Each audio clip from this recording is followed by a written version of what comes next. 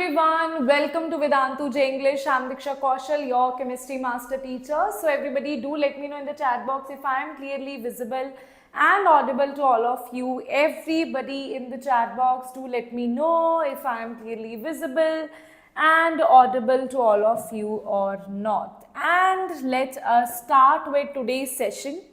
So in today's class, we are going to do alcohol phenol ether lecture number 2, where we are firstly going to focus on chemical properties of alcohol. There are some reactions that we were left with, basically oxidation reactions that we were left with, pinacol, pinacolone rearrangement, right? All these things that we were left with, we are going to do in today's lecture.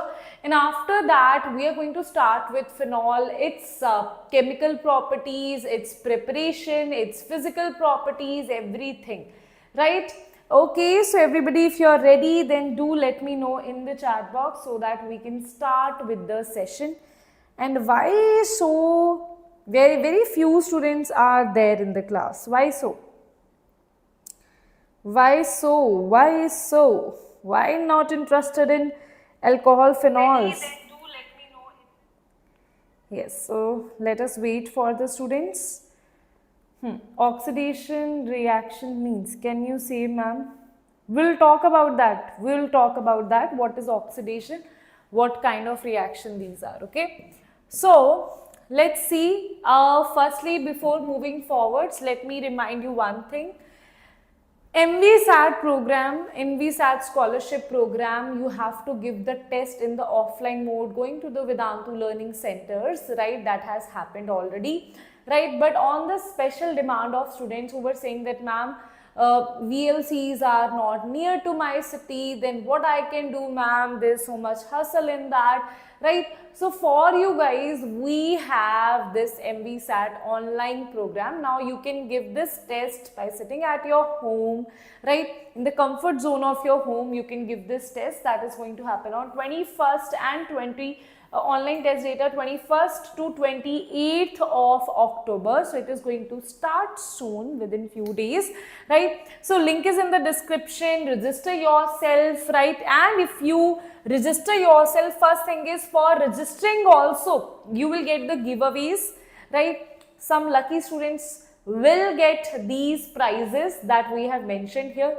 And if you, after registering, and you definitely get below 2.5 lakh students rank, then guys, definitely you will get all these things: 100% scholarship, iPhone, iPads, drones, and PS5s, one-on-one counseling with the teachers, right? Then, 100% scholarship means like not even a single penny you have to pay, right? So registering also will be a benefit for you, right? So register yourself, link is in the description, okay? Yes, everybody. Good evening Abhishek, good evening Maha, Hemant, Dharan and Moon. Yes, okay.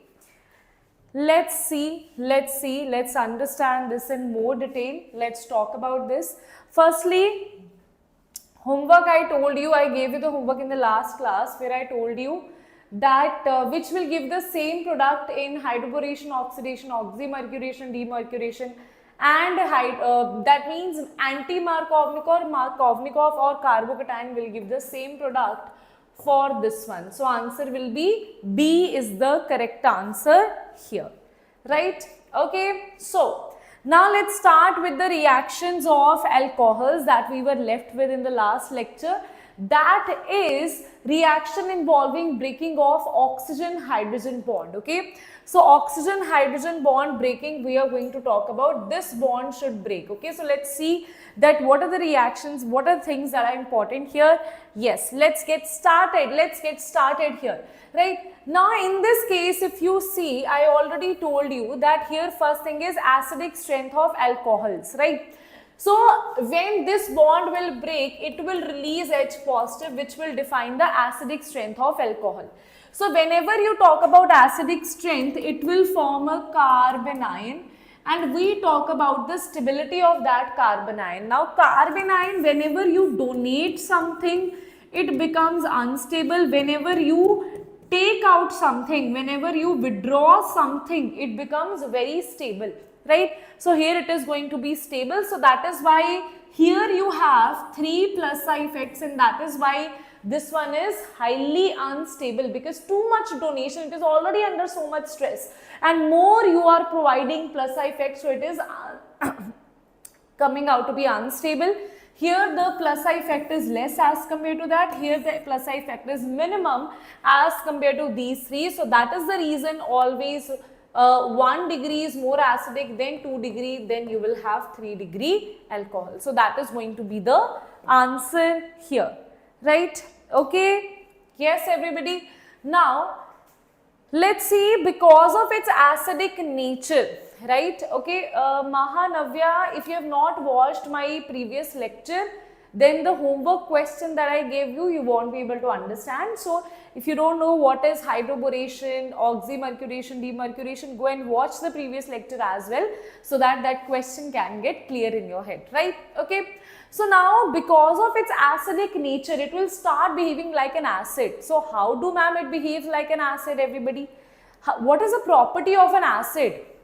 Acid, when it reacts with a metal, it will form a salt, right? So this is acid, it reacts with the metal, this H positive will be replaced by the sodiums, and this will be become ONA, right? That will be the answer here. Next is, if you have ROH, it reacts with Grignard reagent. Now what will happen? Grignard reagent, this is a proton source. Proton source, tell me, I have told you so many times, whenever Grignard reagent finds a proton source, it will be like, give me hydrogen, I want to take your hydrogen.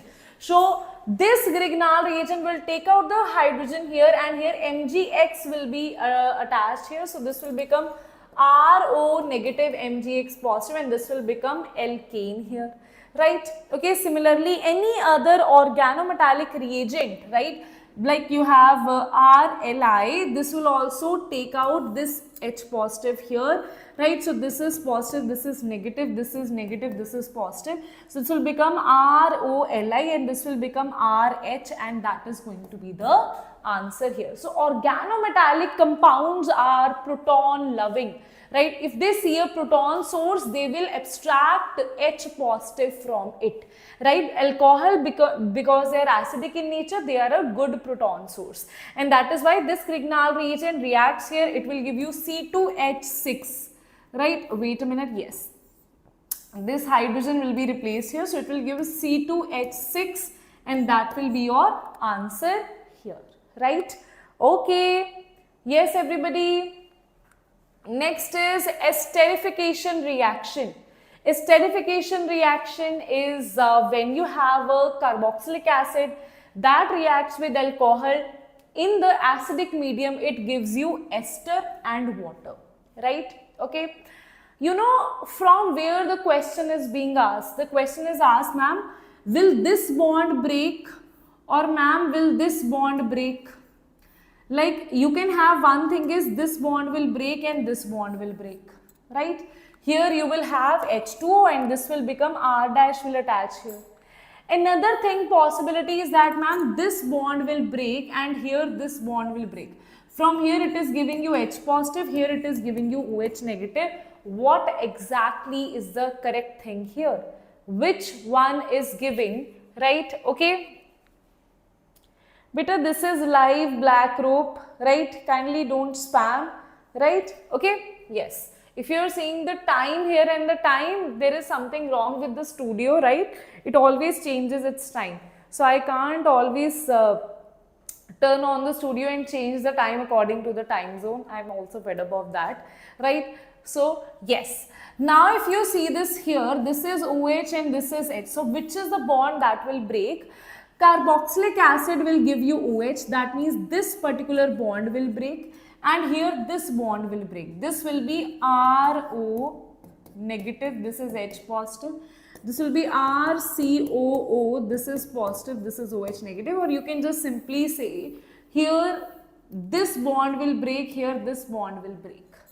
That means this oxygen that you have here, The question is, this oxygen is from alcohol or from carboxylic acid. So this oxygen is from alcohol. And this oxygen here is from carboxylic acid. Okay, let's see how is that possible, right? Okay, yes. Now let's see this thing here. Let's see how it works, right? For example, you have RCOH, so this bond will break, this bond will break. It will give you RCO OCH2CH3, right? This ester will be formed. Then you have here, this bond will break, this bond will break. Now see this very carefully. Now here they have given you isotopic oxygen. Now if you don't know which bond will break, you might end up giving the wrong answer. If I say this bond will break, this bond will break, then I will have benzene CO, then this will be O star CH3, right? Then it will be this answer. But if someone is thinking that, ma'am, this bond will break and here this bond will break, they will say benzene C double bond O CH3. Then they will not put star here, right? And that is where students go wrong, right? That's why I am specially mentioning that you must know that which bond will break, this bond will break, this bond will break, and hence your answer is going to be this ester here with the steric oxygen here, right? This oxygen is steric here, right? Everybody, do let me know if that is clear to all of you or not. Let's see, right? Next one, that is tosylation, right? Next one, that is tosylation, right? Okay, everybody.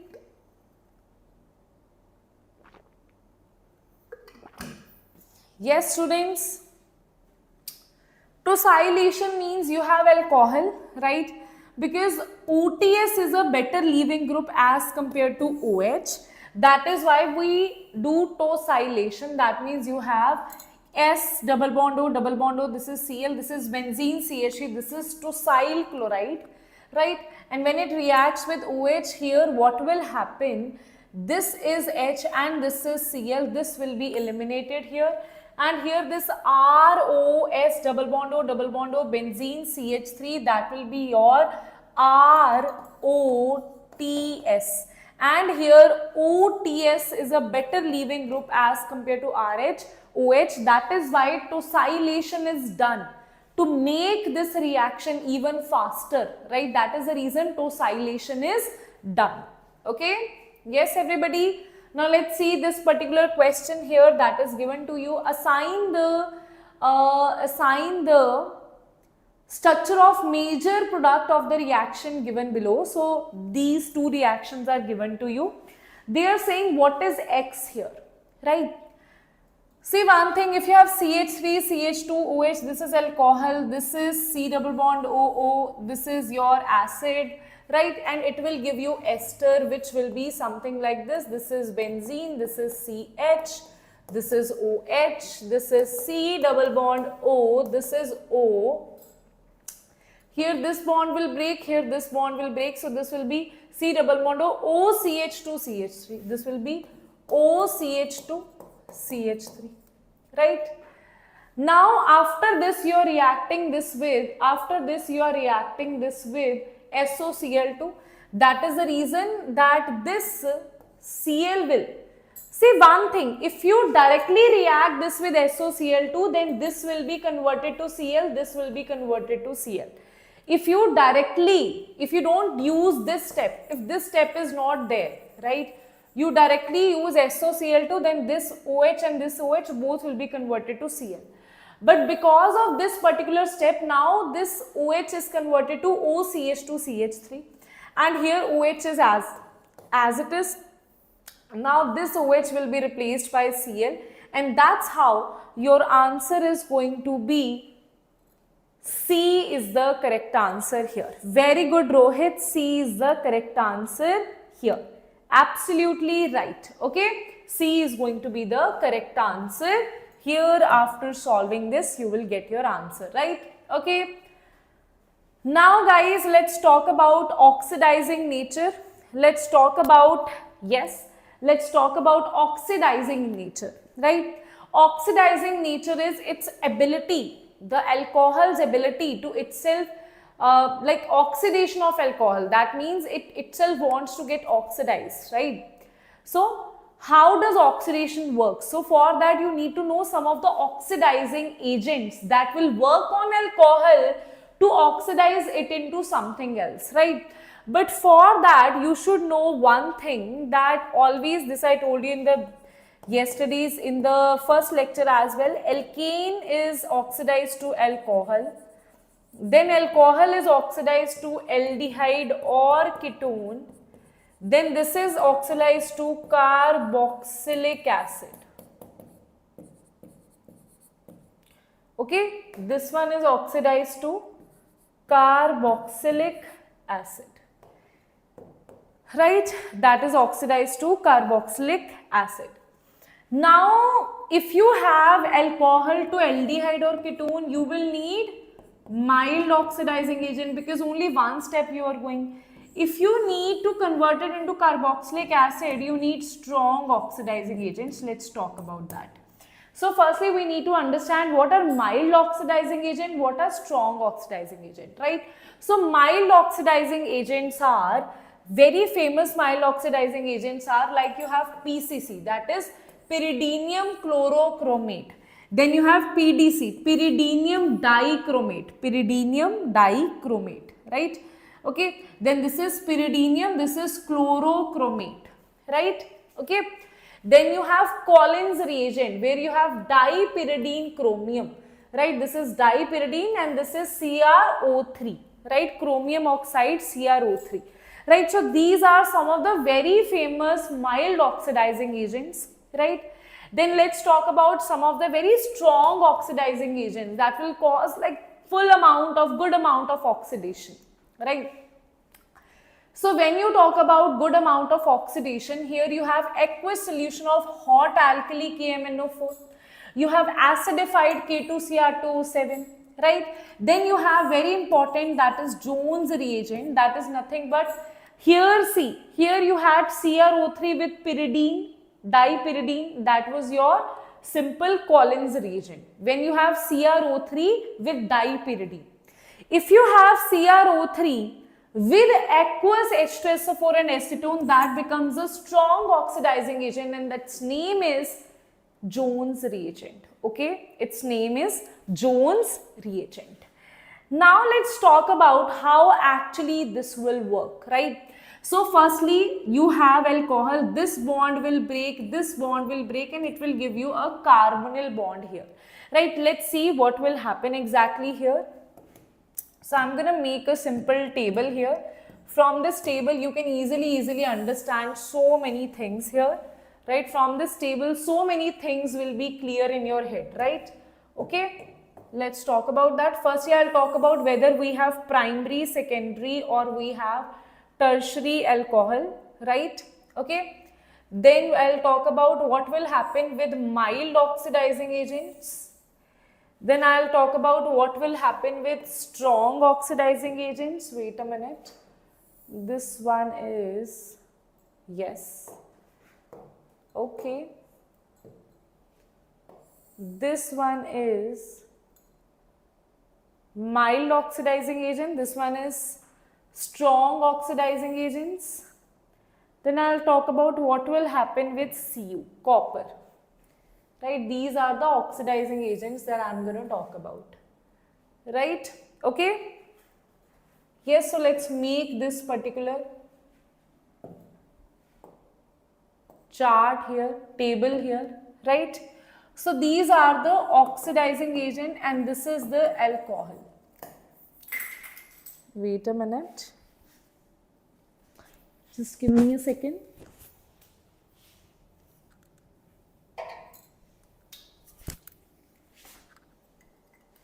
Okay. So this is your oxidizing agents, right? It can be mild oxidizing agents.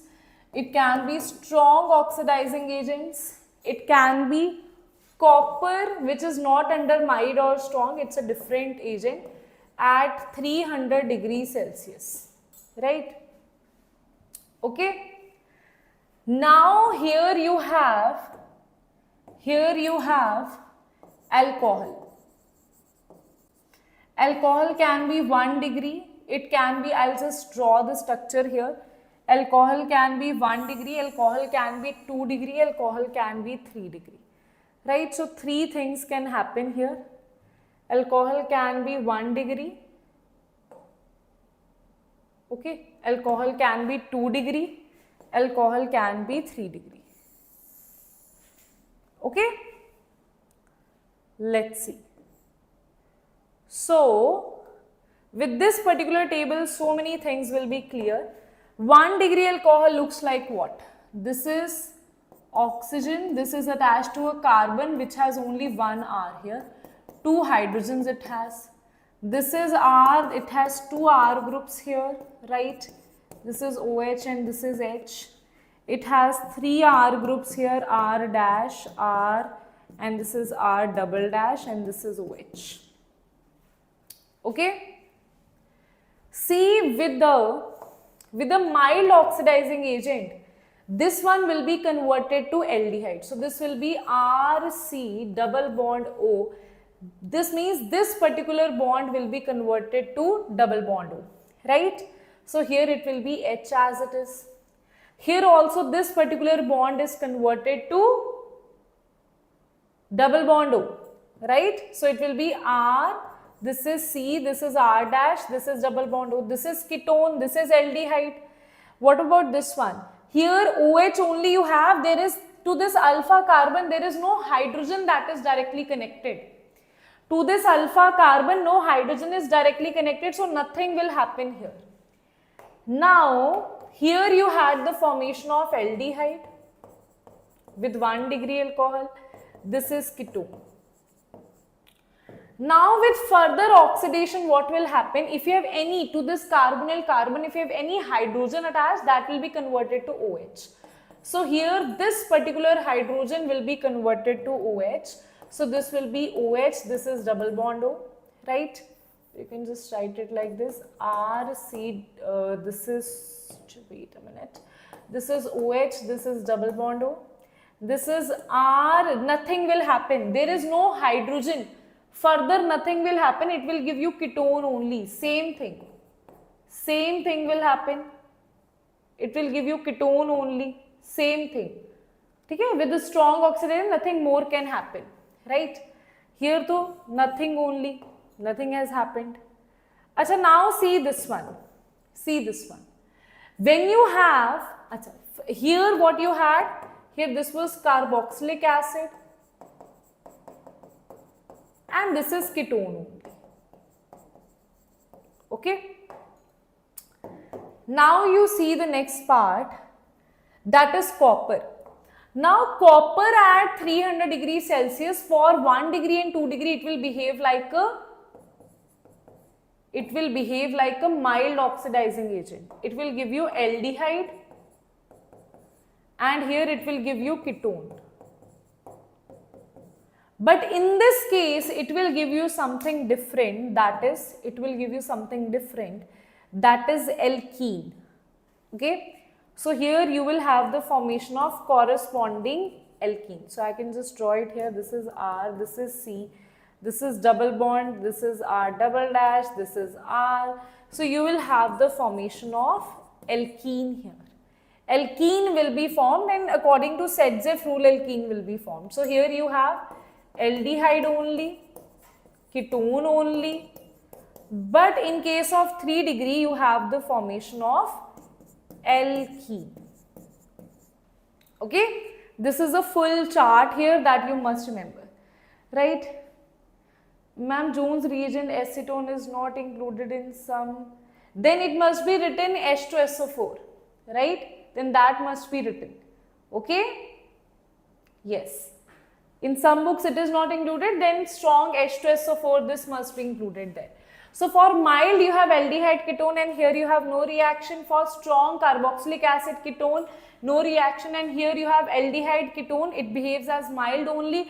But in case of 3 degree, it will give you alkene. That is the part that you should remember for your oxidation of 1 degree, 2 degree and 3 degree alcohols. Tell me guys, is that clear? This is 1 degree, this is 2 degree, this is 3 degree. Acha, there are other questions also, right? If you have strong oxidizing agent at drastic condition, then this will also start reacting. This will also further react. But that we will not do in this lecture, because that is more of a part of carboxylic acids, preparation of carboxylic acids. So we'll do it there, right? But now what I am telling you, if you have strong oxidizing agent, not under drastic conditions, simple strong oxidizing agent that I have written here, right? Okay, that I have written here like this. If you have acidified K2Cr2O7 under very high temperature, then that is drastic condition. Okay, so drastic condition I am not discussing. I am just saying that you have strong oxidizing agent, that's it. Because we are at the properties of alcohol that will do in the preparation of carboxylic acid. Okay? Because under strong oxidizing agent, all of them will start giving you carboxylic acid. Here to only this is giving you carboxylic acid. But if you have drastic condition, all of them will start giving you carboxylic acids, right? So that is why I am saying that drastic condition will not do here, right? Okay? Yes. So that's it. Now let's talk about copper. Also we have done, right? Then guys, we have MnO2, which is a very selective oxidizing agent, and that is used for primary or secondary allylic or benzylic alcohols, right? Okay, what is allylic? When you have C double bond C, this is OH, this is allylic. Benzylic is when you have this thing, this is C, this is OH. This particular carbon is benzylic carbon, this carbon is allylic carbon. This is allylic, this is benzylic. When it is attached to allylic or benzylic carbon, then that is allylic or benzylic alcohol. And then this particular part is converted to CHO. This particular part is converted to CHO. Okay? So, that you should remember. If you have primary, that will yield aldehydes, and if you have secondary, that will give you ketones. Okay? Let's see some examples of this. First example is, this is allylic 1 degree, allylic primary. Why? Because double bond, this is C, this is allylic carbon, this is primary because this carbon is connected to only one carbon. So this is allylic primary, so this is converted to CHO, and that is your answer here, right? If you see this one, this is benzylic, but this is 2 degree. This is benzylic, but this is 2 degree. So benzylic 2 degree is directly converted to, this will be converted to C double bond O, that is ketone, and that will be your correct answer here. This is what I told you. If you have primary, then it will give you aldehyde, secondary will give you ketone. Ma'am, why it is secondary? Because OH is attached to that carbon which is further attached to 2 carbons, right? You have the example here. Here, simple, this is the same as what we have done before. Achha, this also is repeated. This one we can see. If you have triple bond, that triple bond next to that carbon is also allylic. It is also considered as allylic only, right? So this part is also converted to CHO part, and that is also important for you to remember, right? Let's see this question here, everybody. Let's see this question here. So it says that you have a compound where MnO2 gives you a product, that is A. Now what is that A product? I was not able to attend class because of no current. I was not able to connect Wi-Fi. I was recorded version, ma'am. Okay, Manoj, no issues. I appreciate your dedication, but on Friday don't let your these kind of circumstances not let you enjoy the live session. Why? Because we are doing some really important questions, marathon, physics, chemistry, math, all of them, right? So that's why it will be very interesting for you, right? Okay, so let's see what is the allylic. This is C double bond C, this is the allylic carbon. So this will be converted to CHO. This will not be the answer. This will be the answer. This OH, nothing will happen to this OH. Only the allylic or the benzylic alcohols are converted here. Wait a minute. No, not this one. You are right. This is one carbon. Na? This carbon will have one CHO. This carbon will have one CHO. Yes, the answer is C is the correct answer. And here to extra carbon, then I am giving 2 carbons here. It is 1 carbon only, so this is CHO, right? So answer is C is the correct answer. Absolutely right, Rohit. C is the correct answer. What about other students here? What about other students here? Right? Let's see some important naming like reactions. You can say rearrangements, right? Pinacol, pinacolone, Fries rearrangement, so many rearrangements we have. Let's discuss about these rearrangements, right? Okay, let's talk about that, everybody. So, the acid catalyzed rearrangement of vicinal diols, that is 1,2-diol, right? So, what you need to have 1,2-diols, right? 2 carbons that are adjacent to each other. They should have OH and OH. That vicinal diol is called as pinacol, right? Pinacol. With elimination of water, now you will be eliminating water here, right? And rearrangement of alkyl group will take place. You know, to understand this, you have to understand the mechanism here, right? Without mechanism, this rearrangement is very difficult to understand, and mechanism is quite simple here, right? So firstly, what will happen here, right? Simple thing is, you will have the proton from this acid. It will donate H positive ion. Tell me, H positive ion is attracted to which thing? H positive ion gets attracted to electrons, where it will find electrons, and in this full structure where you can find the lone pair of electrons. Can I see over here, right? So these lone pairs are going to attract the H positive, and this H positive will link to this particular. It can link here also, it can link here also, doesn't matter, right? So here, now oxygen, if you see, if I want to write it in, you know, much more detail, you can also write it like this, right? That will give you more clarity, right? You can also write it like this. This is H, this is H, this oxygen has positive, because now oxygen has 3 bonds, right? Whenever oxygen has 3 bonds, it will carry a positive charge, right? But oxygen is like, why am I carrying a positive charge? I am not supposed to, I am an electronegative element, I am supposed to carry a negative charge. Then this oxygen will take out this particular electrons from here, and you will have the formation of a carbocation here. Can you see a carbocation is formed? Now, as soon as you have the formation of carbocation, rearrangement will start taking place, right? So, what kind of rearrangement? So, if you can see, this carbocation is linked to 3 more carbons. Then, ma'am, this is a 3-degree carbocation, ma'am. What's the need of rearrangement here? There is need of rearrangement. The reason being, if let's say this methyl group shifts here and you have a positive here, wait a minute, and you have a positive, this you don't need to understand. Okay, that is nothing but that is just resonance stabilized compounds. You just ignore this one at this point, ignore this one, okay? For this point, ignore this one. Just understand, if this methyl shifts here, you will have a carbocation like this. Can you tell me what is a new thing here that you can find out that is not here? Here carbon is 3 degree, here also carbon is, here carbon is connected to only 2 carbon. Then why this is more applicable? Why this we are doing? Because here it is showing back bonding.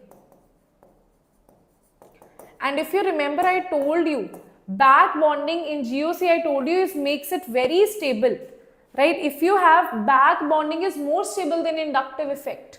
These are stable by inductive effect. This is stable by back bonding. So you will obviously choose this carbocation, right? And that is the reason after this what will happen, this rearrangement will take place, these lone pairs will shift here, you will have a positive charge here. That is the back bonding resonance that is taking place. Because of this back bonding resonance, this particular carbocation is highly stable, and that is the reason this is finalized here. And after that, guys, what will happen, you will have this thing here, right? Wait a minute, then it will be converted to this particular resonance here, right? And here H positive will leave and this bond will shift here, and hence you will have the formation of CH3 C double bond O, C CH3 CH3 CH3, and that will be the pinacolone that you have. Okay, that is the pinacolone formation that you will have here. Okay, everybody understood? That is the pinacolone rearrangement that you will have here. Right, students? Okay, yes, students. So points to be remembered during pinacolone rearrangement is that this reaction is shown by vicinal diols or by compounds which has OH group present on the adjacent carbons. The first carbocation made should be most stable here. That means, for example, if I have here pH and if I have here CH3, then I will select this carbocation, I will not select this carbocation. If I have pH here, if I have CH3 here, I will select this carbocation in the first case. Why? Because of resonance, this carbocation will be more stable. Then I will do rearrangement, okay? Then rearrangement will take place, right? So first carbocation made should be more stable carbocation, right? And now let's talk about the migratory aptitude, ma'am. Ma'am, here all of them were methyl. What if you have hydrogen also, phenyl also, methyl also you have, then what you will choose? So it is always happy me. Me means methyl, and here you put 3 degree, 2 degree, right? 3 degree, 3 to 1. Okay? Happy me 3 to 1. Happy me 3 to 1.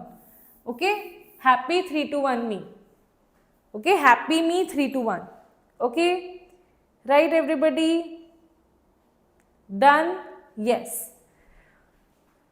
Done, everybody? Let's talk about the next one. So here this has to be the order, right? Happy 3, 2, 1, and then you will have methyl. Okay, let's talk about this particular question here. So you have this pinacol, right? Now firstly, will this carbocation be formed or this carbocation be formed? Which carbocation will be more stable? Which carbocation will be more stable? Yes. Okay. Dharnesh, kindly don't spread these kind of informations, please. Okay. Yes. So if you see this here, right, this is positive, which will be more stable? If I say this is the first carbocation, this is second carbocation, which carbocation will be formed? Which will be more stable? This one will be more stable because with phenyl group you have a resonance stabilized carbocation. So this carbocation will be formed and hence it will attack on this particular, this oxygen will attack on this particular H positive, right? And here you will have the formation of this carbocation, right? Okay. Now from the opposite positions you have the shifting of the groups. So both are methyl only. So methyl group shifting will take place here. So this particular group will shift here. And hence you will have the formation of, yes, this is CH3, this will be CH3, this will become carbon positive, this will become carbon positive, right? Now simply what will happen, this bond will shift here and this will leave from this side and you will have the formation of pinacolone here, right? Okay? Yes, everyone, let's see JEE Mains 2019 question that is based on pinacolone rearrangement. Let's talk about this one, right? Okay, yes, everybody, yes.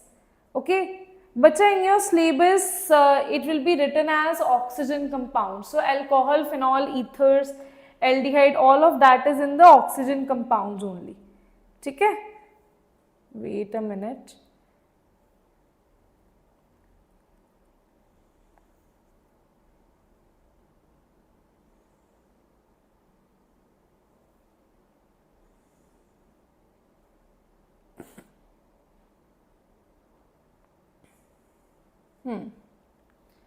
Okay, super explanation, very good. Asa, let's talk about this one. Now, let's talk about what you will have. See, you can have positive here also, you can have positive here also. Whatever, let's say you have positive here, right? Now, when you have positive here, this particular thing is removed and you have a positive here. That means a carbocation, this kind of carbocation is formed here. That is having a positive over here, right? On any case, you can have the positive. Let's say this carbocation is formed, which is having the positive here. Because both are symmetrical, so I am saying that positive will be over here, right? Now, after positive, carbocation rearrangement will take place because these are rings, so ring expansion, contraction will take place. We know that 6-membered ring is more stable as compared to 5-membered ring. So what will happen here, right? This is the carbocation. This is, let's say, what will happen, what I'll do, I'll just put here. I'll give you easy way out of this one, right? I'll give you easy way out. First you got it now, why ring expansion will take place? Because here it is 5-membered ring. So 5-membered ring, which is carbocation, I can easily expand this and get converted to 6-membered ring, right? So this is a 5-membered ring. So here the ring expansion will take place. Some students feel that here ring expansion. No guys, for ring expansion, this positive charge should be outside the ring, right? This way. So that is how ring expansion works. So ring expansion will take place over here. So what you will have here, wait a minute, let's just erase 1, 2, 3, 4. I'll give you my own 1, 2, 3, 4. How do you write that? Okay, see how we will write that. For ring expansion, we always write it like this. On the carbocation, you will write 1. Then you will write 2, and then any of this you will write 3. Okay. Now always do one thing, break the bond of 2 and 3. You will break this bond and you will attach this bond, right? So you will break this bond and you will attach. Always this, I told you, always do this, right? You will have and shift the, see, always you do this thing, break 2 and 3, attach 1 and 3, positive, shift to second. So positive charge will shift to the second position, right? So this is what you will have here. Now here this H positive will leave, this particular bond will shift here. Here you will have the formation of a double bond, and that will be your answer here. Tell me guys if that is clear. That was a very, very important question, right? Okay. Dharnesh, kindly don't spam here, please. Okay, na? Let students cover and let them enjoy, right? Okay. So, let's see. Okay, let's see next one. That is open-air reaction. Open-air reaction. So, the reaction involves oxidation of 2-degree ROH with ketone and base corresponding to ketone and secondary alcohol respectively. So basically the reaction involves oxidation of 2-degree alcohols with ketone and base to corresponding ketone. So for example, you have this particular secondary alcohol and this is acetone, and it will replace. This will get converted to OH and this will get converted to ketone, right? Ketone, and this is getting converted to alcohol. So that is called as open-air reaction, right? 2-degree alcohol with ketone and base to corresponding ketone and secondary alcohol, right? Commonly used bases are aluminium tert butoxide, aluminium isopropoxide. These are the commonly used bases here. That is simple open-air reaction. Okay? Yes, everybody? Now, in the front it is open-air reaction, the backward reaction is Mervin-Pondroff-Verley reduction. Okay, this is oxidation and the reverse one is reduction. Right everybody? Okay. Then the last one is reaction of alcohol is periodic acid, that is HiO4. How it works, right? In this, what you will have, if you have adjacent carbons which has OH, this bond will break. That is as simple as that, okay? Oxidative cleavage of bonds with adjacent oxidizable groups such as 1,2-diols, alpha hydroxy carbonyl compounds, 1,2-diketones, alpha amino alcohols, all these things. But here we are discussing about 1,2-diol, so they are adjacent, so this bond will break, and here this part will be converted to double bond O, this will be converted to double bond O, right? Simple. Then you have this part, this will break, this will break, this will be converted to double bond, this will be converted to double bond, this will be converted to double bond, okay? Now see, here this particular part is breaking, so this is converted to double bond O. Here this part is converting. Here what will happen? Here this part is breaking, this is converted to double bond O. But to carbon where two bonds are breaking, it will be converted to carboxylic acid like this, okay? Because two adjacent bonds are breaking here, right? Two adjacent bonds are breaking here, this is OH, right? So that will be converted to, this is OH, this is double bond O, right? Okay? And here in this case, lead acetate also can be used in place of HiO4. Right. Now if you see this here, this bond will break because it has adjacent OH, this will be converted to C double bond O, this will be converted to C double bond O, and this will remain as it is. Why so? Because to this carbon it is simple alcohol, it is not diol, right? So this works only for specific groups, like you have diols, diketals, right? To this only it will work, right? Okay. Okay.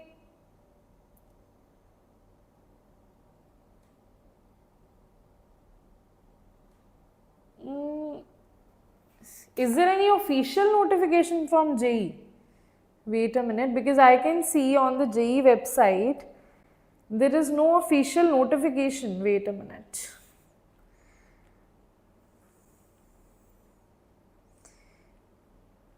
Wait a minute, wait a minute.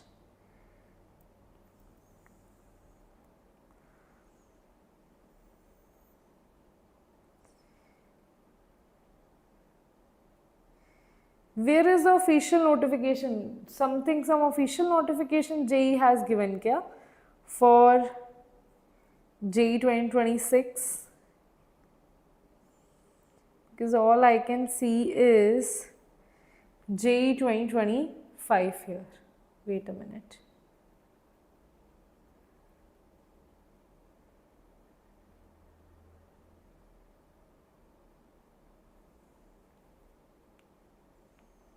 Wait a minute.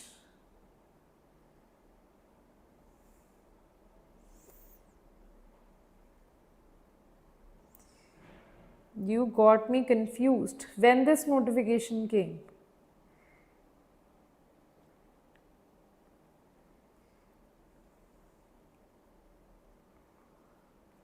If this is some kind of prank, then don't do this. You are wasting my time and your time as well. Okay, is there some notification that JEE is given? If there is no official notification, then don't trust that. Why are you trusting that? Okay? Official, basically alcohol phenols, if they remove this, it's a big chapter. It's related to everything. Every single reaction you will see here and there. So it can't be removed just like that. If it is an official notification, I too won't even believe in that, right? Then there will be some mistake, right? And if there is, according to me on JEE website, I can't see any official notification. But if you are saying, then do let me know, right? Okay, chalo. Now let's start with phenols. Yes, everybody, let's start with phenols.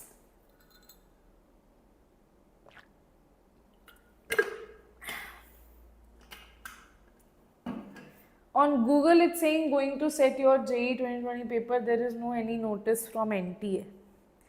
On Google, it is saying, Google Pay don't believe. Okay, only believe on the website of JEE. Okay, don't believe on random sites. Okay, if there is some notification official, then only believe on in these things. But now say something. Okay, let's see. Okay, so introduction to phenol. So what is exactly phenol? Benzene, when you connect OH here, that is called phenol. The carbon oxygen partial double bond character because of conjugation. Now here you have partial double bond single bond character. Why? Because of the conjugation that is involved here, right? So what is the kind of conjugation that is involved here? I think it should be there. The structure was there somewhere, right? Now I can't find it, right? I can't find it at this point. It was here, right? So this is your phenoxide here. This is for phenoxide ion actually. So let's do that from here only. Now what kind of resonance was there? So what exactly will happen? This is OH, this will shift here, this will shift here, right? And you will have the formation of this negative here, this is double bond OH, this is positive here, this will shift here, this will shift here, and hence you will have the conjugation throughout this ring, right? So because of this conjugation, it will develop a partial double bond character here of the unshared electron pair of oxygen with the aromatic ring, sp2 hybridized state of carbon. Now this carbon is having sp2 hybridized state to which oxygen is attached directly. So these are the 2 points. So that is the reason carbon oxygen bond length, this particular bond length is slightly less than that of methanol. That means if you compare it with methanol, this is proper single bond, this is partial double bond is also there. That is the reason this bond length will slightly decrease here, right? Okay, now let's talk about this one here. Some of the important phenols, right? These are some of the important names that you have. If OH is on the ortho position, that is catechol. If it is on the meta position to each other, that is resorcinol. If it is para position to each other, that is quinol. If OH and CH3 are on the ortho position, it is orthocresol. If it is on the CH3 is on the meta position, it is metacresol. If CH3 is on the para position, it's paracresol, right? Then guys, let's talk about that. This we have already talked about, right? Yes, this we have already talked about. This we have already done, right? Now guys, let's discuss the processes from which you can prepare phenol, right? Now let's discuss the preparation steps of phenol, right? So it's quite easy, quite simple. Let's discuss about them. So Dow's process, this process involves alkaline hydrolysis of chlorobenzene. So what you will have, large quantities of phenols are formed by heating chlorobenzene with 10% solution of caustic soda or sodium carbonate. So what exactly you will have, right? Under very high temperature and high pressure, when this NaOH is reacted, this Cl bond will break and it will give rise to phenoxide ion, sodium phenoxide, which in acidic condition will give rise to phenol. That is called as Dow's process, right? Okay. So mechanism of Dow's process is quite important for you to know, that I told you in the aromatic compounds as well. We discussed about this one, right? But there I didn't told you about the mechanism, so I am telling you here. Here basically benzene is formed as an intermediate. So this is chlorobenzene. So what is going to happen, right? Firstly, base is going to abstract. This is elimination addition reaction. So firstly, base is going to abstract the proton and this particular bond will shift here, right? And hence you will have the formation of this particular, yes. So directly you can say this particular bond will shift here, this will leave, and here you will have negative, right? Then this particular negative will shift here, this Cl will leave from this side, and here that is called as the elimination part, right? Where Cl has been removed here, that is elimination part, where you have the formation of benzene intermediate. After elimination, you have the addition of OH here, OH negative will attack here, this bond will again shift here, this particular bond that you have here, the bond of benzene, that is the intermediate, it is again going to shift here and you will have a negative here. Then you will add H positive and you will have the formation of phenol here. So you can say this is elimination. This is a category of elimination addition reaction. If you remember, I told you in the aromatic hydrocarbons part that there is one more category, addition elimination. That is when you have chlorobenzene but you have nitro group at ortho and para position, that give rise to addition elimination. Firstly OH is added, then it is eliminated, right? That is, here it is elimination addition, right? Okay. Second process is cumene process. This also has been repeated so many times. So let's talk about this one, right? So cumene is basically isopropyl benzene. So you have this benzene and here you have CH, CH3, CH. This particular thing is called as cumene. This you can prepare from Friedel-Crafts alkylation, right? How you can prepare this? You can prepare this by benzene, and here you have the attack of CH3, CH2, CH2Cl and AlCl3, and you can have the formation of CH3, CH2, CH2 free radical, which is rearranged to CH3, CH, this is positive CH3 free radical, and this will attack here on the benzene, right? And hence you will have the formation of isopropyl benzene, right? Okay, that is cumene. Now another way of preparing cumene is you react this with the alkene and you add H positive. So what will happen? You will have the formation of this particular carbocation, okay, that will react here and it will give you this cumene, that is isopropyl benzene. So various methods of preparing cumene. Now in this cumene, when you add air, this is converted to OOH, a peroxide bond is added here. Cumene hydroperoxide is formed, right? And after that, when you add water and you heat it, here you will have the formation of alcohol. Here you will have, this basically is alcohol, and here you have the formation of acetone, right? So you have the formation of phenol and acetone from here. Byproducts and phenol both are important here. Yes, carbocation hydride shift will happen. Definitely, Manoj, you are absolutely right. Again, this process is kind of repeated so many times, so this one is important for you, okay? Right? Okay, everybody. Let's see the mechanism, what is going to happen here. So because of O2 in presence of UV, you will have the linkage, peroxide linkage, that is OOH here. Then you add H positive here, what is going to happen? When you add H positive here, it will get attached here, here you will have positive, right? And hence now what will happen? Phenyl shift will take place, right? So now here you have O positive, so what will happen? This phenyl is going to shift here. And this oxygen, this electron is going to remove here as water. This electron will move to oxygen, water will be removed. This phenyl will be shifted here, right? So you have the formation of CH3, CH3, this will be carbocation. This is OPH, that is there, right? Because this phenyl is shifted here.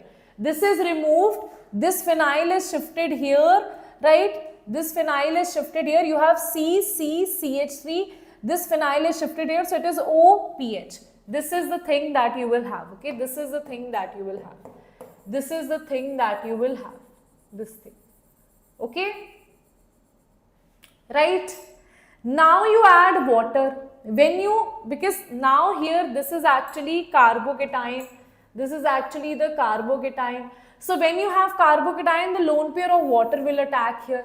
So lone pair of water will attack here. Let's see that how. Because lone pair of electrons will attack, lone pairs of oxygen on water, that will attack here, and you will have the attachment of this one, right? Okay. Now see what is going to happen, right? After this, wait a minute. ठीक है, directly तो है ना it is tough to understand things, so I will just make it like this. Okay, now see this. Water is being attached here. This H positive will be removed. These electrons will shift here. You will have the formation of OH. This is OPH. This is OH. Then again you add H positive.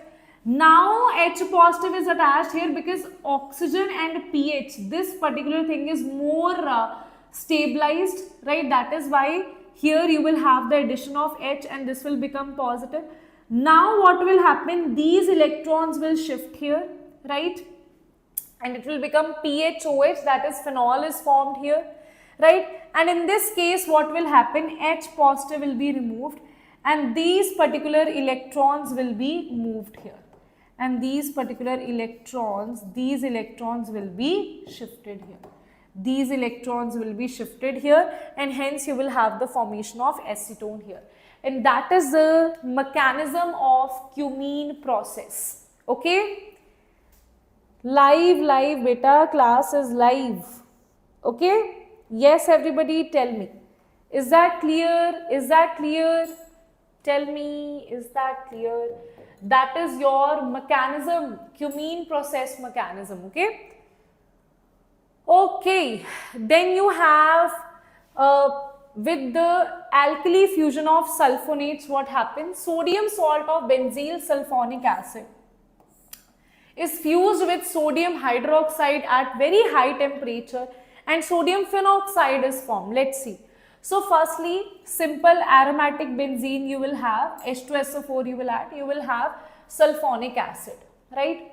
Then simple you will replace this hydrogen with Na. Now once you have sodium salt of benzene sulfonic acid, you fuse it with NaOH. So that is called the alkali fusion of sulfonates. So this is the sulfonate that you have. When you fuse it, here you have added simply NaOH. Here you are fusing it with NaOH, right? When you fuse it with NaOH, then you will have the formation of sodium phenoxide. On adding water, this Na will be replaced by H positive and that's how you have the formation of phenol from here. Yes, oleum also gives. Very good. Oleum will also give you SO3H. But after that, fusion with NaOH is the main thing that you should know here. That fusion is done, not simply NaOH is added. Fusion is done with the NaOH, right? Okay. Then from disonium chloride. Now, ma'am, what is disonium chloride? So always remember that this will study in anilines as well. You will have aniline. You will have aniline. And this particular aniline, when you react with 0 to 5 degrees Celsius, under 0 to 5 degrees Celsius with HNO2, or you can say HCl plus NaNO2, right? Then this NH2 is converted to N2Cl, that is benzene disonium chloride.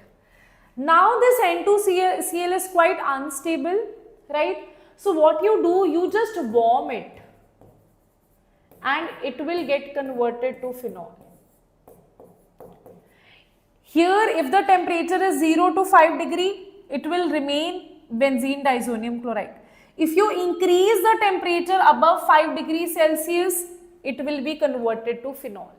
Okay? When benzene disonium chloride is warmed with water dilute saturation, phenol is formed with evolution of nitrogen gas here, because here you have N2, that will be evolved here, right? And that is the thing that you will have, right? Then from decarboxylation of sodium salicylate with soda lime, you have the decarboxylation. Let's talk about that.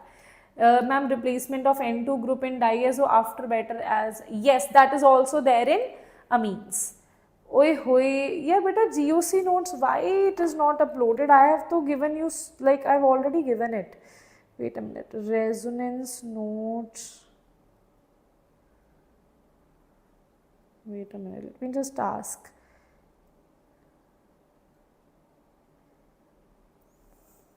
So I have asked, okay? Yes.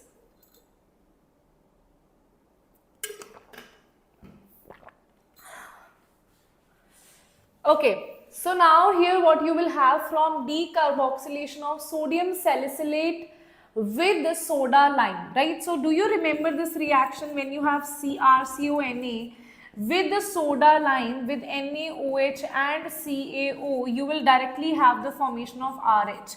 Similarly, so if you have this structure here, that is sodium salicylate, now this is basically salicylic acid is converted to salicylate, right? So from here, when you add soda lime here, this thing will be converted to hydrogen, and hence you will have the formation of phenol here, that is decarboxylation reaction. Okay, that we have done in case of alkanes, right? CO2 out, very good, right? This we have already done. So let's see when sodium, what we are saying, when sodium benzene sulfonate is fused with sodium hydroxide followed by hydrolysis, the product formed is what, right? Sodium benzene sulfonate is fused with, now whenever you have fusion, benzene sulfonate, that means you have SO3, sodium benzene SO3Na, right? This will give you phenoxide ion, sodium phenoxide ion, right? After this, it follows by hydrolysis is going to give you phenol. So answer will be B is the correct answer, that is phenol. Very good is the correct answer here, right? Okay, everybody, tell me, is that clear? Let's start with the physical properties of phenols, right? Let's start with the physical properties of phenols.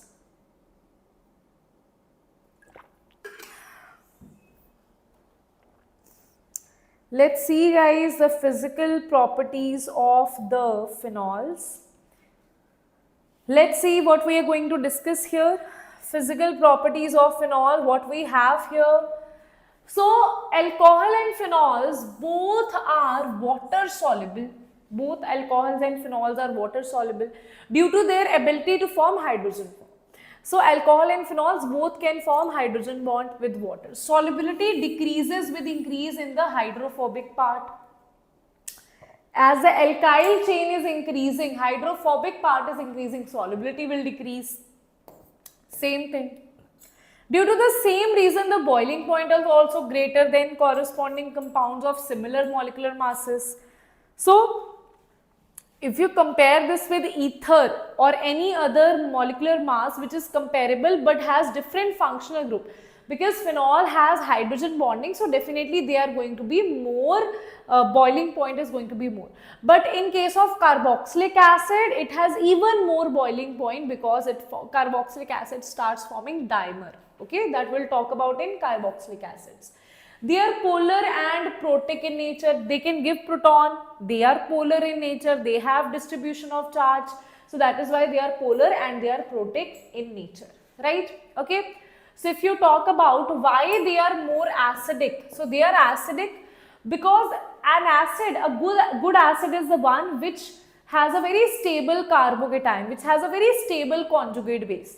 So once it loses H positive, it forms a very stable conjugate base, or you can say very stable carbon ion, that is phenoxide ion, which is stable because of this resonance. This bond will shift here, this will shift here, then this particular negative will shift here, this bond will shift here, then this negative will shift here, this bond will shift here, then this negative will shift here, this bond will shift here. So it has very beautiful 5 resonating structures, and because of these 5 resonating structures, phenoxide ion is quite stable, right, because of resonance. Because this is so stable, that is the reason this phenol is very acidic in nature, right? That is the reason this phenol is quite acidic in nature. Now, as I told you before also, because phenol is acidic in nature, that's why it will show so many properties here, right? The properties are like phenol with sodium, it can replace this H positive with sodium. Whenever an acid reacts with a metal, it forms a salt and it releases H2 gas. This we all know, that whenever you have an acid, this you have studied in lower classes, it reacts with a metal, it gives you salt and it releases H2 gas. So same thing phenol is showing, and that is why phenol is acidic in nature, right? So that says that phenol has an acidic nature. So similarly, we know that an acid, when it reacts with a base, it will give you salt plus water, and phenol is also doing the same thing. This H positive, it will give to this OH, and here Na will be replaced. Here you will have a salt and you will have water. So this again shows that phenol is acidic in nature, right? Okay. Now this I told you in GOC, how electron donating, and let's see if you remember this or not. Let's see if you remember this or not. If you do remember this or not, let's see that. Reaction with sodium hydroxide. So guys, what all you have here, arrange the following compounds in order of decreasing acidity. So this is what you have here. This is phenol. Here it is showing minus I and it is showing plus M effect, but minus I is more dominating. This is showing plus I effect. This is showing plus, showing minus M and minus I, both are there. This is showing plus M and minus I, right? So more the electron withdrawing nature, better will be the acid. So this has maximum electron withdrawing nature. So third is going to be very good acid, right? Then I think you got your answer, right? A is the correct answer. Then you will have 1, right, which is showing you, then this and this you have, right? Here this is showing you better minus I effect because that is dominating. Here plus M is dominating, right? This all I have taught you already in GOC. So I am not going to repeat it. Why am plus I minus I dominating? I have told you that it's not a task of 1 minute. It's a task of 3-4 hours that I have already done, right? Okay, so after that you will have this one. Then you will have out of these two, this has weaker effect. So it will be 2. Then you will have this as strongest donation, that is why it will be very bad acid. So answer will be A is the correct answer here. Okay, tell me guys. Now let's talk about the next one, that is reaction of phenols. Yes everybody, let's talk about the reaction of phenols. Ready everybody? So it's 9:22 and by 10 PM our lecture will be done, right? Let's see reaction of phenols. It is similar to what we have done in aromatic, but there are some very unique reactions that we are going to discuss here, right? Okay, so let's talk about that. The OH group or the OH group makes, because guys, simple thing is that here we know that it will have partial negative on ortho and para position, right? That is the reason it is ortho para directing towards electrophilic substitution reaction. So phenol activates the benzene ring towards electrophilic substitution reaction at ortho and para position. When the reaction is carried out in solvents of low polarity such as CHCl3 or CS2, and at low temperature, monobromophenols are formed. So we are saying that two things can happen. If you have Br2 in solvents like CS2, CCl3, right? Sorry, CHCl3, CS2. If you have low polarity or non-polar solvents, right, or at a low temperature, then it will give you monoproducts. Monoproducts means only one substitution is there. One will be ortho, one will be para. Para is being the major product because of the symmetry. Para is the major product here, right? Okay, right? Now, if you have bromine and water, when phenol is treated with bromine and water, that means high polarity, then it will form tribromo substituted product, that is tribromophenol, which is having white precipitates. And this is also the test of phenols. This is also the test of phenol. Okay, this is also the test of phenol. Right, everybody? Okay, yes. No, this is not picric acid. It's not kind of picric acid. Yes, if you replace this with NO2, that is picric acid. Okay, with nitration you will have that. In nitration, same thing happens, right? When dilute nitric acid at low temperature is used, you will have a mixture of mono-substituted product. Mono-substituted product, right? Low temperature you have, right? And you have dilute nitric acid, you will have mono-substituted. Now here very important thing is that here usually I say para is the major product, but in this case, because this hydrogen is actually showing hydrogen bonding here, that is the reason, because this hydrogen is attached to electronegative element and here you have electronegative element, so it will show hydrogen bonding. So ortho product will be the major product here, right? So that is the difference here. In all the cases I am saying para being the major product, para being the major product, but at this case ortho is the major product here.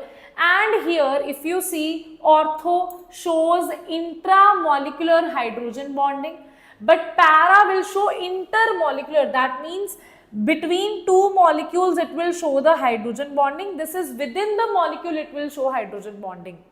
See, if you are so much connected with your family, you will not go out, right? It's very difficult to go out. You will just stay at your home, relax, chill, right? So it is steam volatile. That means it does not have good bonds with the other molecules. It is so intra-hydrogen bonding is so good that it does not have good bonding with the other molecules. That is why you give it little bit steam, it is volatile. It is volatile, right? So it is steam volatile. It has a very low boiling point, and that is very, very important. This will also study in purification. Here, because of intermolecular hydrogen bonding, it is very friendly with its neighbors, right? It does not have bond with the family, it is very friendly with the neighbors. So that is why when you try to break this bond with two molecules, it does not break because of hydrogen bonding. That's why it has very high boiling point, and this is less steam volatile. Okay, right? Okay, yes everybody. Very good Rohit, Manoj, very good Abhishek. Yes, everybody, let's see this, right? So that was about dilute nitric acid. If you use concentrated nitric acid, it is going to give you tri-substituted product, that is actually called as picric acid, and it has yellow color. Okay, so with phenol, if you get concentrated HNO3, it will give you picric acid, which is a very strong acid, right? Because of these electron withdrawing groups, it becomes a very strong acid, right? Then there is sulfonation. Phenol gives only orthohydroxybenzene sulfonic acid, right? At 100 degree, it gives para-hydroxybenzene sulfonic acid as well. This is important. At low temperature, only ortho product. At high temperature, even para product is formed, right? So this is at low temperature, only ortho product is formed. At high temperature, this is at high temperature, even para products are formed. Okay, everybody, right? So these things, yes. And this I have already taught you how electrophiles will be formed. That third, fourth time, let's not do that, right? In every chapter, we can't generate Cl positive, NO2 positive electrophile, right? That we have done so many times. So formation of picric acid by sulfonation. Now, can you form picric acid by sulfonation? Yes. The mixture of ortho and para hydroxybenzene sulfonic acid that you have formed on further heating with concentrated HNO3 form picric acid. During this reaction, nitration with simultaneously rearrangement of sulfonic acid group by the nitro group also occurs. So basically, we are saying you have ortho and para. When you add more concentrated acid and you heat it, right, then you can have the formation of picric acid from here, right? Okay, this is also one of the possibilities to form picric acid, right? Okay guys, now let's do some of the very important reactions. We have Coles reaction, Riemer-Tiemer reaction, yes, okay, some of the very important reactions we have. Wait a minute, let me see if we can do it today or not. I think till Fry's rearrangement we can do. Chalo, let's see. That totally depends your energy as well. I to want it.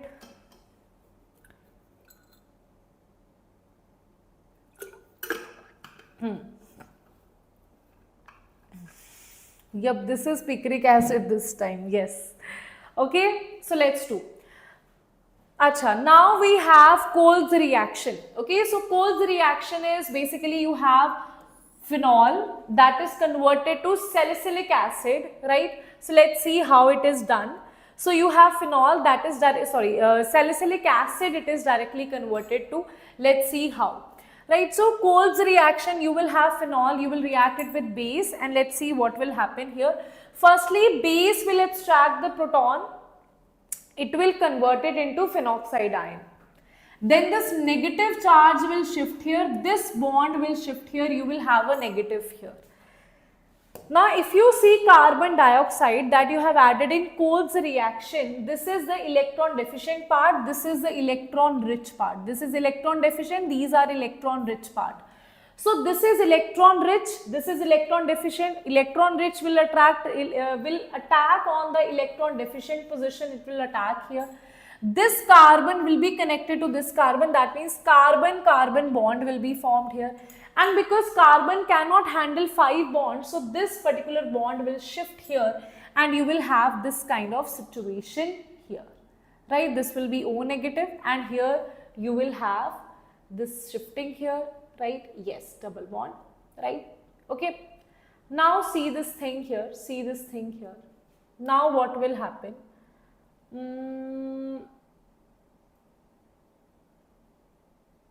Yes, chalo, let's see.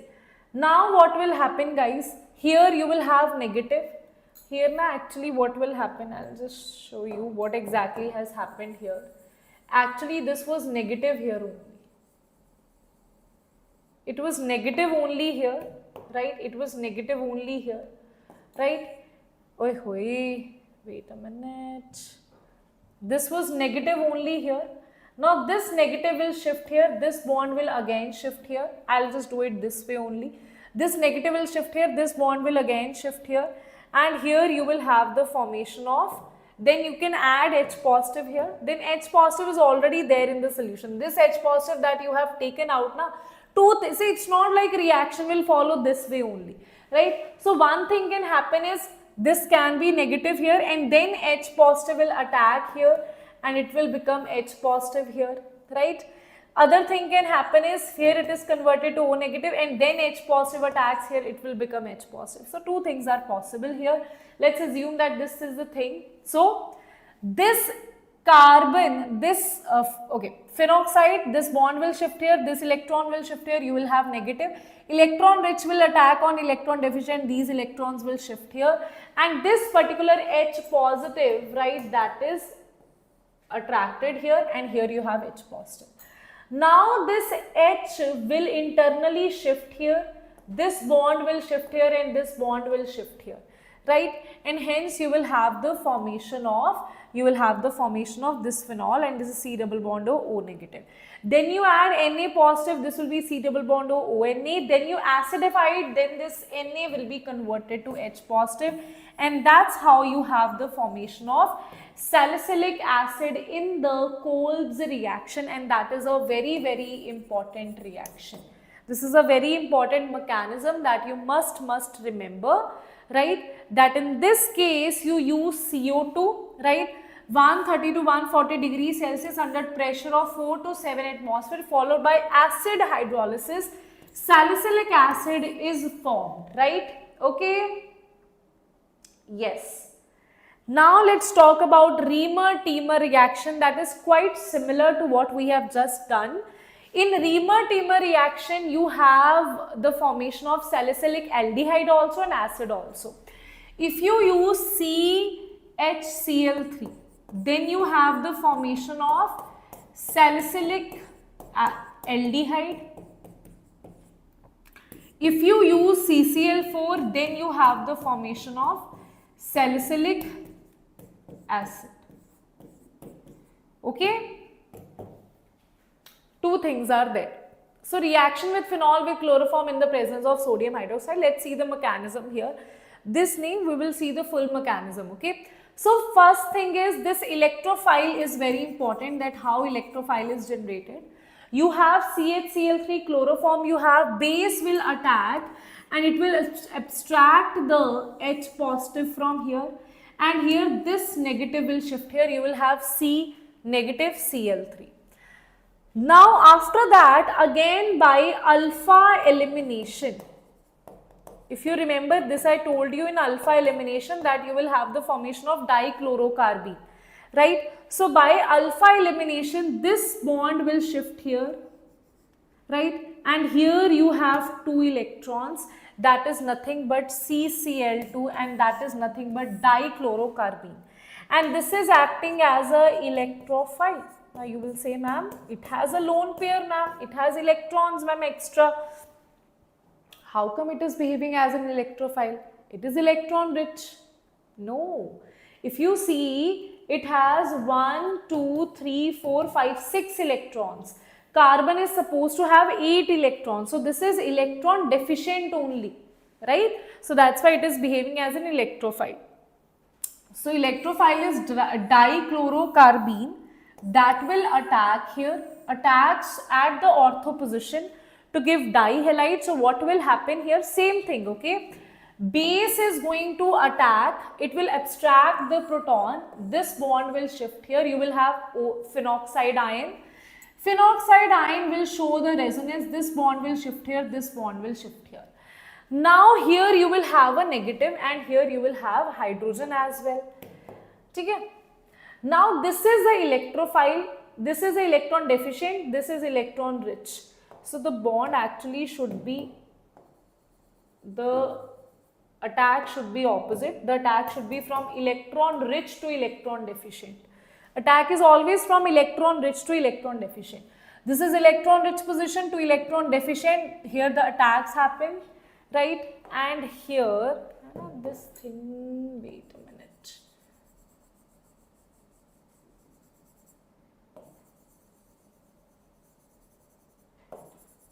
Okay, see? Sure. Now, this will attack here, this carbon and this carbon will join, this bond will be formed. Now, this carbon has an extra bond, that is why it is negative here and that is positive here, right? Now, let's see what will happen. This particular H will shift from this side, right? And it will actually internally shift here. This is negative. This will internally shift here only. This H will internally shift. These electrons will shift here. These electrons will shift here. This will become O negative. This will become CHCl2 because this hydrogen has internally shifted here. Right? Now, when you add aqueous KOH, then Cl is replaced by OH. So, it is replaced by OH. Now, you must remember this thing that on one carbon, 2 OH are never stable. 2 OH are never stable. So, what will happen here? This will leave, this bond will shift here and this will leave and you will have the elimination of water. OH from here and H from here and you will have the formation of C double bond OH.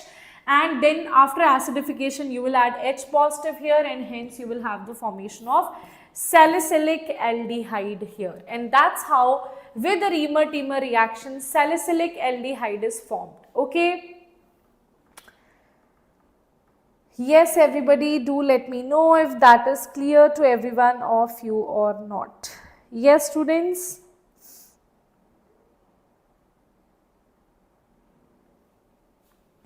Okay, yes. Acha, now let's talk about some things that are little beyond your NCERT. That is abnormal Reamer-Teamer reaction and normal Reamer-Teamer reaction. So if you have this particular pyrrole here and you give the same reagents, chloroform, base, right, same thing we are doing, then normally what should happen, on the ortho position you have the attachment of CHO, that is normal Reamer-Teamer reaction.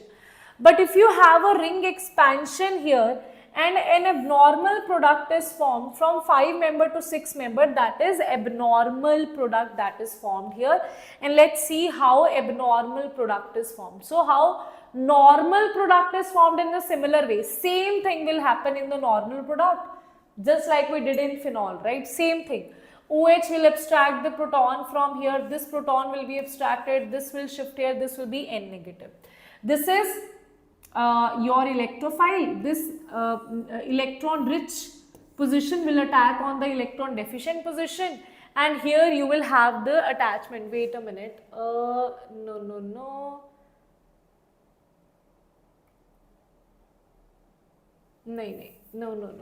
Here it is also undergoing, I forgot to do resonance only.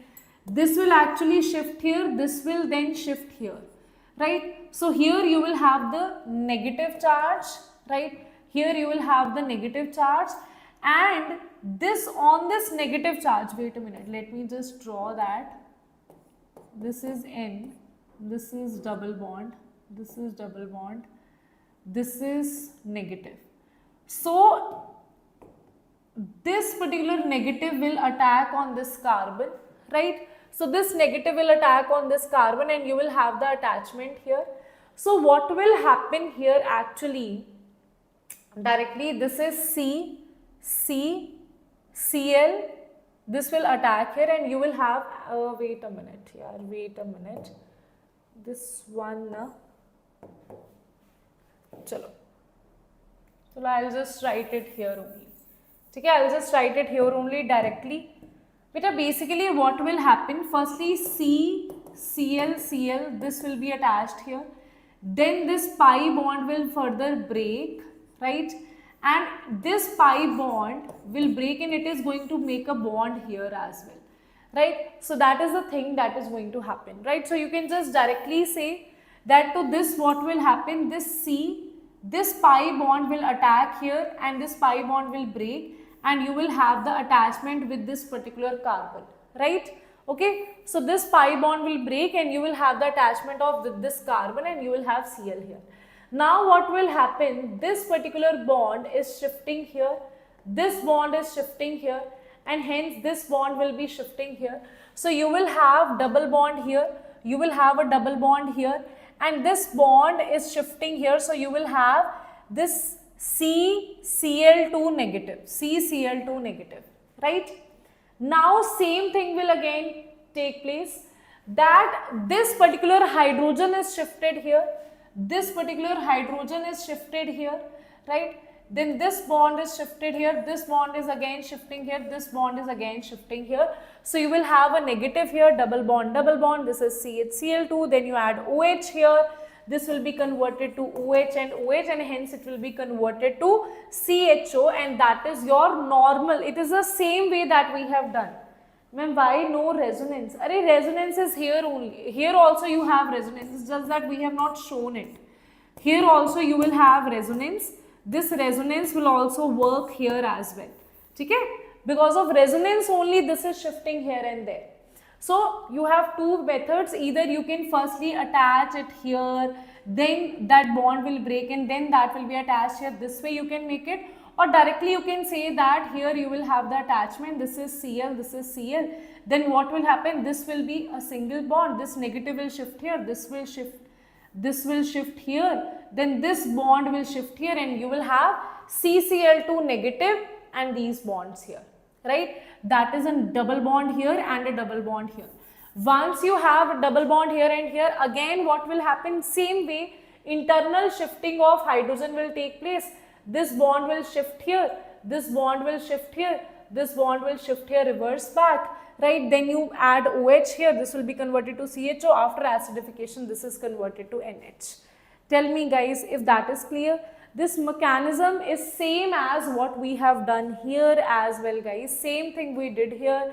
internal shifting of hydrogen, then this bond shifted here, this bond shifted here. Same things we are doing here as well. Okay, tell me everybody. Acha, now the question was, ma'am, why abnormal product was formed? Okay, the reason why abnormal product was formed here, because what will happen here, this product you had here, this product you had here, this much thing.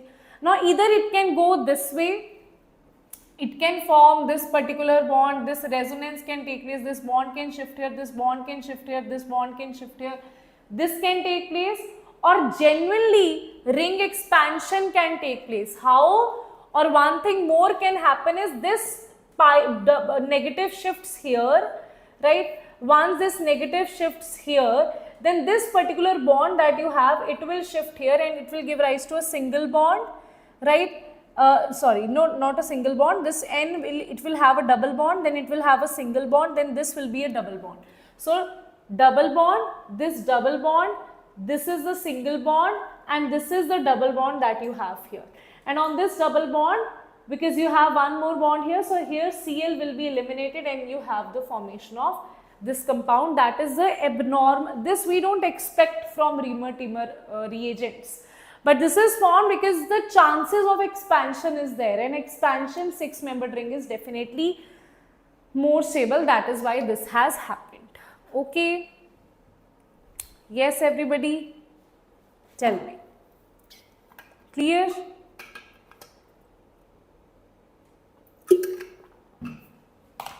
Let's see how many likes you have given to the session. Very few likes. Make it 60 plus by now, right? You should have made it 100 plus by now, right? Phenol is converted to benzene when you react this with zinc dust. It is directly converted to benzene, right? Then guys, with oxidation, if you have O2, CrO3 or K2Cr2O7, all these things you have, this is directly converted to benzoquinone, right? That is directly converted to benzoquinone. This is also a very important reaction. These reactions are asked in between the series of reaction, right? So it's not about that this from this chapter they will ask particularly this reaction. No, they can mix it with some other chapter and ask you that, right? Then oxidation, further other ways of oxidation is when you have K2S2O8 on oxidation with potassium persulfate. In alkaline solution, it gives a mixture of catechol and quinone. So catechol is when you have ortho OH-OH. Para is when para OH-OH you have, that is your quinol. Okay, so it gives a mixture of catechol and quinol when you have potassium persulfate, that is K2S2O8, right? Hydrogenation reaction is when you add hydrogen here, right? So what exactly can happen, because this is an electron donating group, right? That is the reason this double bond will stay intact, others will be removed, and hence you will have the formation of this particular only double bond that will stay intact is the one that is next to OH, right? So you will have the formation of enol here. Now we know that enol will be tautomerized. Okay, this is 1, 2, 3, this bond will break, this will shift here, hydrogen will shift here. You will have the formation of keto form. This is the keto form. Now either this can happen, it firstly gets converted to enol, then after tautomerism, then again you add H2 and then it is converted to cyclohexanol. Or once it is converted to enol form, directly you add H2 also, it will be directly converted to cyclohexanol. That means the end product is always going to be cyclohexanol only, right? Okay, either you follow this path, that means it goes here, then it goes here, or it directly gives you cyclohexanol, right? Then nitrosation, reaction of phenol with HNO2, that means NaNO2 and HCl at 0 to 5 degrees Celsius. That means the same product as same reagents as we use in disonium chloride formation, but here it is going to give you a different product. when you use the same reagents as that of diazonium chloride formation, here the product will be, this particular hydrogen will be replaced by N double bond O, right? That will be replaced by N double bond O, and this will be tautomerized here. This will be 1, 2 and 3. This double bond is going to shift here, right? Okay, and this particular hydrogen will be shifted here, right? Double bond will shift here, hydrogen will shift here. So you'll have the formation of quinone monooxime, right? Quinone, this gives you, this is the quinone, and here you have only one oxime part. This is the oxime part. So quinone monooxime, this is also, these are some of the different reactions that you have, right? Okay, understood? No, not Sandmeyer's reaction, beta. No Sandmeyer's reaction. Okay, yes. Let's see this particular question, everybody. So what you have here, you have OH and CH3. We are doing two things here. If you have CS2 here, on one position you have the dominant A and B respectively. So B will be this one, right, where you have ortho position, you have Br, and when you have water, Br will be here and here on both sides. Okay, so that will be the answer. So if I say predominant A and B, E will be on two positions, okay, and B is only on the ortho position. Yes, okay, yes. So answer will be A will be on two positions, B will be on two position and A will be on only one position. That is, A is the correct answer here. Okay, understood everybody? Next question is phenol when it reacts. Now phenol when it reacts with concentrated, very good, concentrated sulfuric acid and then with nitric acid, that I told you. Sulfuric acid, it will give you sulfonic acid, ortho and parasulfonic acid it will give you. With further concentrated nitric acid, it is going to give you which thing? Yes, everybody, it is going to give you 2,4,6 trinitrophenol, that is picric acid. This also we have done, that here from the ortho and parasulfonic acid you have the formation of picric acid. Okay, very good. B is the correct answer here, right? Okay, so now tell me, you have Fry's rearrangement, Getterman formylation, ester salicylic acid, coupling reaction, all these things you have. Okay, वैसे uses let's not do today. Uses I'll do in the last class. Okay, that means the third lecture I'll do the uses.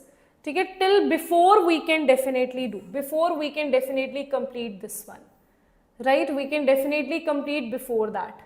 Fry's rearrangement and all we can complete, so that we can start with the preparation of esters, and then we will do distinguished test of alcohol phenols, then we'll do the uses of methanols, phenols and all we will do in the last class, right? That is the lecture number 3. Now just complete all these things, very small topics these are, and these are out of your NCERT, they are not mentioned in your NCERT, so please go through that, right? So Fry's rearrangement, the phenyl esters on treatment with anhydrous AlCl3 in presence of CS2 as the solvent undergoes Fry's rearrangement. Let's see how, right? So this is OCOCH3, what will happen? This particular group will shift here, or this will shift here. That means the acetyl group here, acetyl group migrates from the phenolic oxygen to ortho or para position of benzene. This COCH3 will get migrated to ortho or the para position here, and that is called as Fry's rearrangement. Okay, beta, these are questions only. Okay, questions I'll take 300 questions, right? 300 questions we are going to take on Friday, right? Okay, so don't worry about questions, right? See, acetyl part will shift to ortho and will shift to the para position. Let's see how it will be done. So guys, what you will have AlCl3, which is a Lewis acid, which is electron deficient, and here you will have lone pairs, right? Here you will have lone pairs. Now guys, actually what will happen, right? So because of these lone pairs, what will happen, this particular electron rich oxygen will attack on the AlCl3, and AlCl3 will get attached here. Al will have an extra bond, so it will have negative, and oxygen, because it is forming 3 bonds, it will be positive here, right? Because oxygen has to give its electrons. So now it is like I am not happy, I am positive here because I am giving my electron, so I am electron deficient, right? Al is like, that was not my electron, I am taking this electron from oxygen, so I am electron rich, right? Now once you have this, right, then what will happen, this bond will shift here, making oxygen neutral, so this will become OAl negative Cl Cl Cl. Now this particular part is going to shift here, or this is going to shift on the para position. Both are possible, right? This part will either shift on ortho position, or this part will shift on the para position, right? So if it shifts on the ortho or the para position, that depends upon the temperature as well. If it is room temperature, it will form para product, and if it is greater than 370 Kelvin, then it will form ortho product. Okay? Yes, very, and we are very happy to announce that. So Getterman formylation. So that means there are so many Getterman reaction. This is not Getterman-Koch reaction. This is Getterman formylation reaction, where what you will have, you will attach one CHO group here. How that will be done? You will have a weak acid, that is HCl, a strong acid, that is HCl. Then you will have AlCl3, and hence you will make a HCHO. Out of this CHO will attack here, and you will have a attachment of this formyl group on the para position, and that is called as Getterman formylation. As it is, you should remember this particular reaction. This is not mentioned in your NCERT, okay? These are out of NCERT, right? Okay. Then guys, let's see by which of the process phenyl acetate can be converted to hydroxy acetophenol.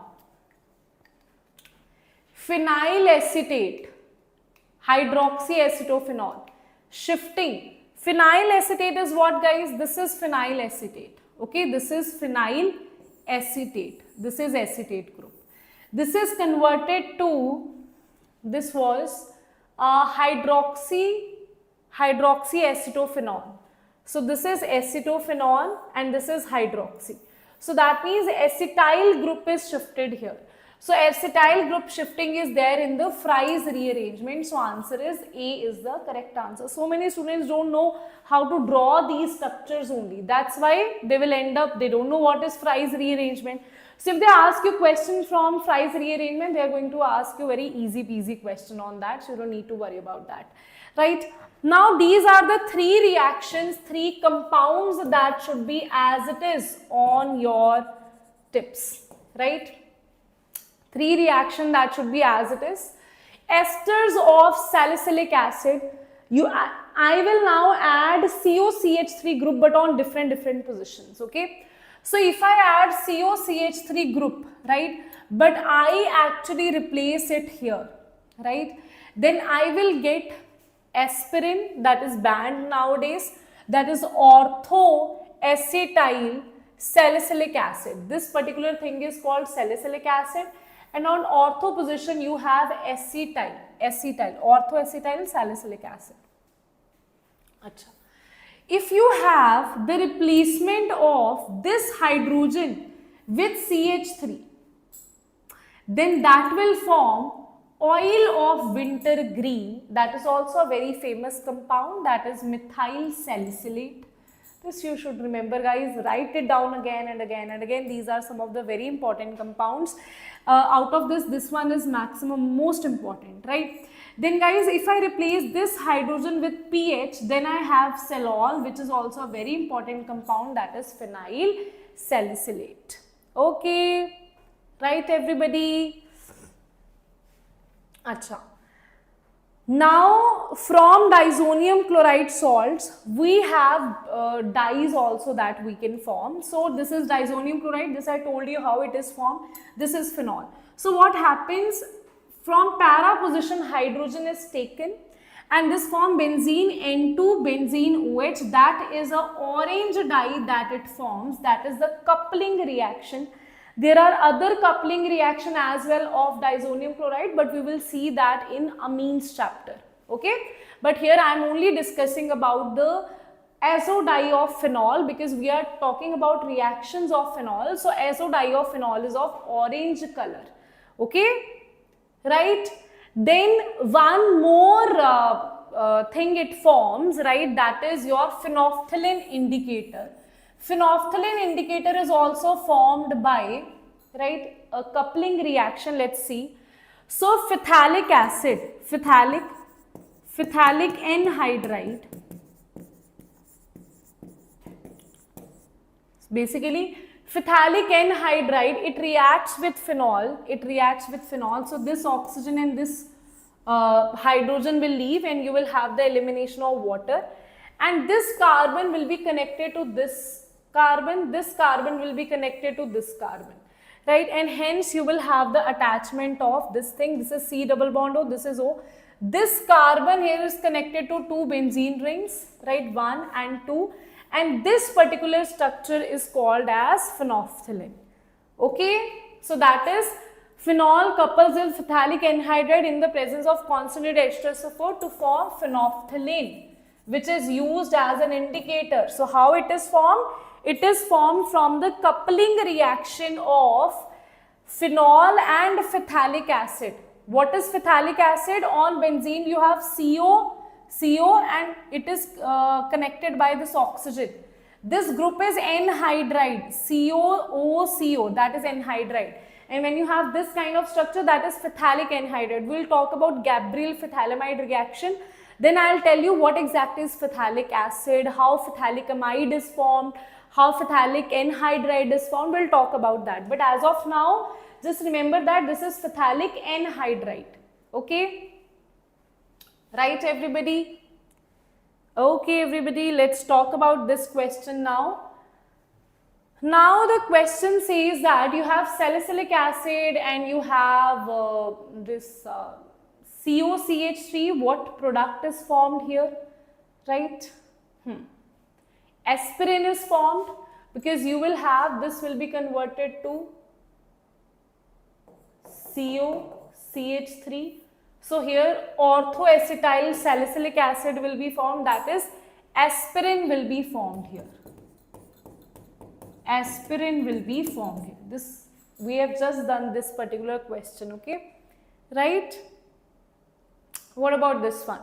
You have salicylic acid. What is used so that you, same kind of question, what is used so that you form aspirin here?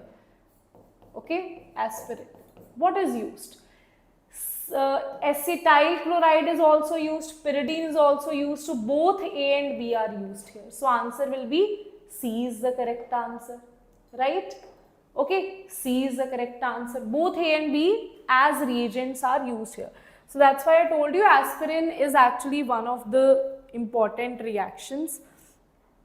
Achha, this is not bakelite formation. This is basically polymer, a polymer. Let's talk about that. How you don't need to do the reactions here, just understand the theory part. Don't need to do the reactions, that they will not ask you. Just theory, you should know that this is formed from phenol, right? So first ortho or para hydroxymethyl phenol derivatives formed via electrophilic substitution. So what we are saying that firstly you will have the formation of ortho and para substituted, right? Phenols here, right? Ortho and para hydroxymethyl phenol, right? So that will be formed here. Then after this what will happen? N number of these compounds are combine to form a polymer. That will form a polymer called novolac, that is used in paints and all, right? You must have heard about this term before also, right? In ads also, advertisements also, you must have heard about this novolac, right? That is a polymer that is used, right? Now, if you can see, there is only one branching here. If you further, novolac is linear polymer used in paints. Novolac on heating with formaldehyde undergo cross-linking. Now, when you heat it with formaldehyde, then it will give you cross-linking. Now, it is not linear, it is also showing branches here. So, now because of these branches, it is forming a compound, a polymer, furthermore branching polymer, that is bakelite. Okay. So, basically what you should know is that firstly phenol that is converted to these that your ortho hydroxy substituted methyl phenol, right? Ortho para, both ortho para can be there. Now from that, with polymerization you will have novolac, that is a linear polymer. You don't need to know the structures, you just need to know that this will be there, right? Especially for JEE Advanced, polymer is there, so that you will do in detail, right? So with further heating with formaldehyde, it will give you cross-linking polymer, that is bakelite. Okay, so that's how bakelite is formed here, right everybody? Okay. Thank you so much, MY. Thank you so much. So guys, that's it for today. Now we are left with like phenol. We have done last part was little bit cramming based, that aspirant, right? All those reactions that we have done, right? So go through that. I am providing you the notes. Notes are in the description box and as well as in the comment section. That will be uploaded by tomorrow, right? So go through that so that you know that what you are doing. Do proper revision, right? If you don't do proper revision, then you know things will start vanishing. And on Friday we are conducting a free class for all the students here on YouTube, right? Where physics, chemistry, mathematics top 300 questions, PYQs we are going to talk about, right? We are going to see that what are the questions, what is the pattern by analysis of last couple of years, right? Now that will give you an idea that what kind of questions will be there, where you are lagging behind, is your preparation going well or not, all these things you can test yourself, right? And guys, tomorrow I'll take your lecture and I'm going to finish this chapter, that is alcohol, phenols and ethers. Next week we are going to start with aldehyde, ketones and carboxylic acids. Okay. Yes, everybody, do let me know if that is clear to all of you or not, so that we can start. Answer for the question is A. Let's see. Yeah. Okay. Yes. You might be wrong. Okay. So see this carefully.